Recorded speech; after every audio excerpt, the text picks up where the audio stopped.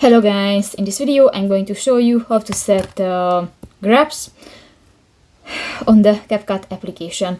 But first of all, I just want to mention, please don't forget to subscribe to our channel, because at 100,000 subscribers we are going to show you our YouTube revenue statistics and growth strategy, how to make money online. So let's jump into it. First of all, open the application on your device. So just open a project and go to the lower bar, tap to the edit button in the lower right corner of the screen, and just click to the adjust button next to the filters.